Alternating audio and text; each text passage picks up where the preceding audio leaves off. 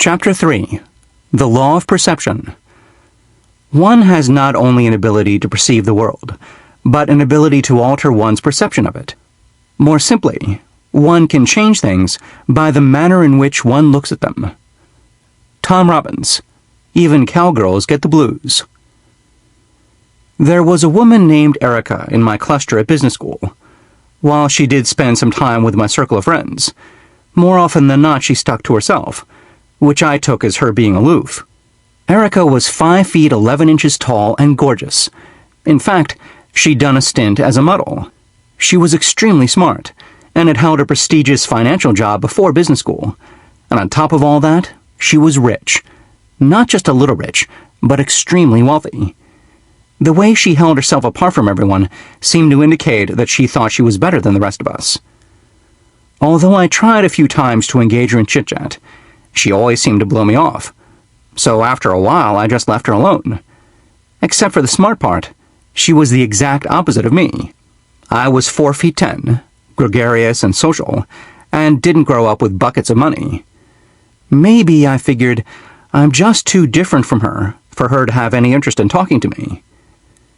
For spring break that first year, I organized a trip to Jamaica. I would only be able to afford the trip myself if I sold all 14 slots for it, so I promoted it heavily within my cluster, hoping all my friends would be able to go. And who do you think brought me the first check to hold a spot? Yup, Erica. Ugh, I thought. I have to spend my hard-earned vacation with someone who treats me like I'm invisible. Not my idea of fun. To make matters worse, the final tally was 10 guys and 4 girls. So because of the way the accommodations were arranged, all of us girls would be sharing a room together. Terrific, I thought. So now I'm really stuck sharing my vacation with this snobby rich girl I have nothing in common with, and who looks down her nose at me. Or at least, that was my perception of the situation going into it. During my years of coaching, I frequently heard clients express sentiments such as, "I don't see myself that way," and "I can't understand what I did to give them that impression."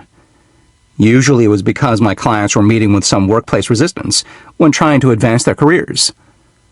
What is it that creates a disconnect between how we perceive ourselves and how others perceive us?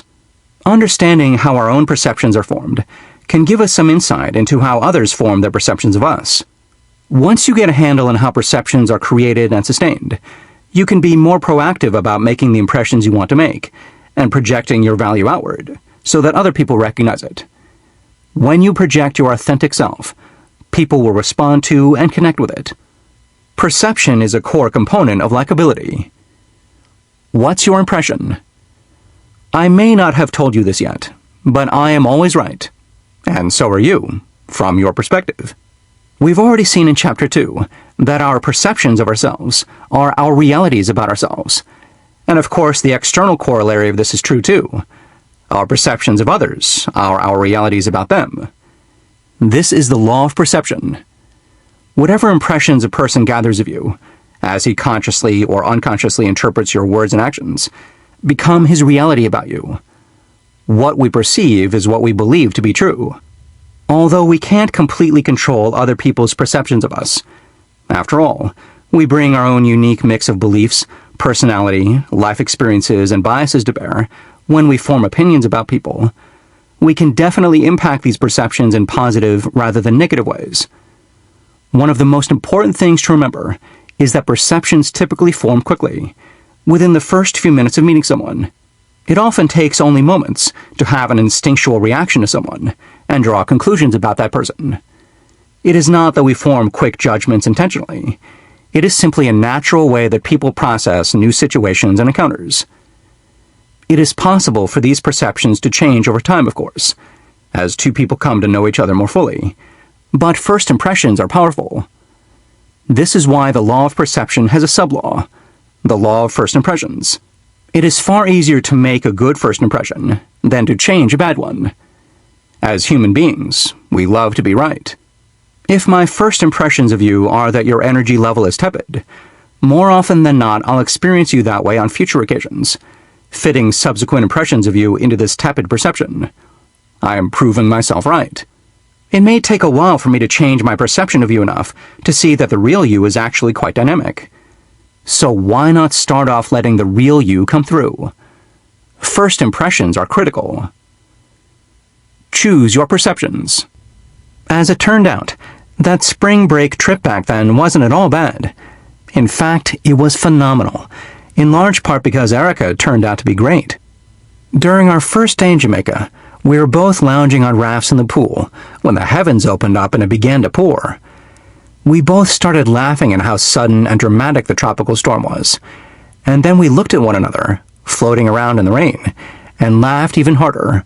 The setting was so completely different from the normal business school grind we'd been accustomed to that we were able to relax and let down our guard. We wound up having a fantastic time bumming around together during the trip, learning all about our very different upbringings, past relationships, and more. And by the time we got back to school, we were bona fide buddies. I came to realize that my first impressions of Erica had been wrong, and I'd allowed these first impressions to harden into perception. Erica wasn't actually snotty and aloof. To my unbelievable surprise, she was shy. Once she came out of her shell, she was compassionate and warm, and she even had a rebellious streak. My perception of her had been totally off base.